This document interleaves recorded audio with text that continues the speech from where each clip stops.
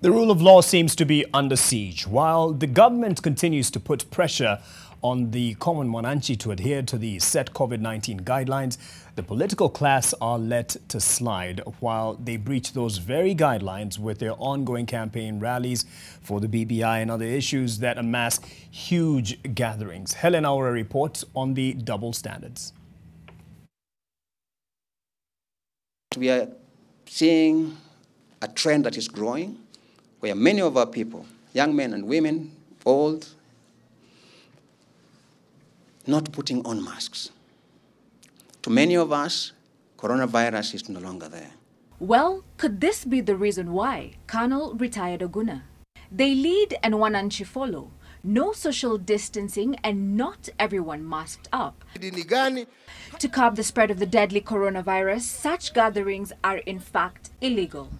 The Inspector General of Police shall ensure that his officers spare no muheshimiwa, no individual, irregardless of social status or rank, who is either out after curfew without being an essential worker, or who flaunts the health protocols that have been set out.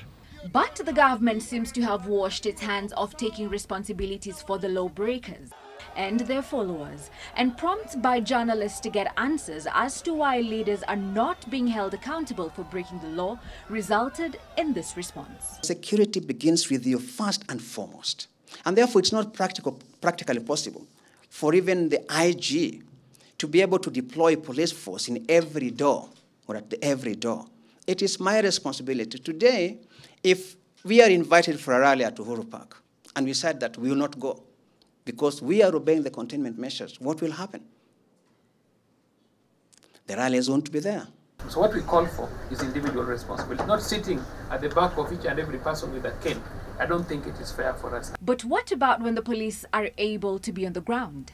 Despite the presidential directive to suspend all political rallies for a period of 60 days earlier this year, unless approved and in a town hall, and accommodating a maximum of 1/3 of the venue's capacity, the situation on the ground is quite the opposite. Leaders throwing caution to the wind, striving to push their own agenda while amassing the votes.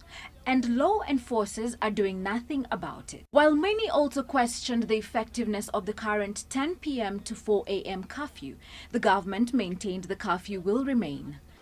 We are still at a rate that we are managing, but the only reason why this is happening is because you have your mask on. That's why.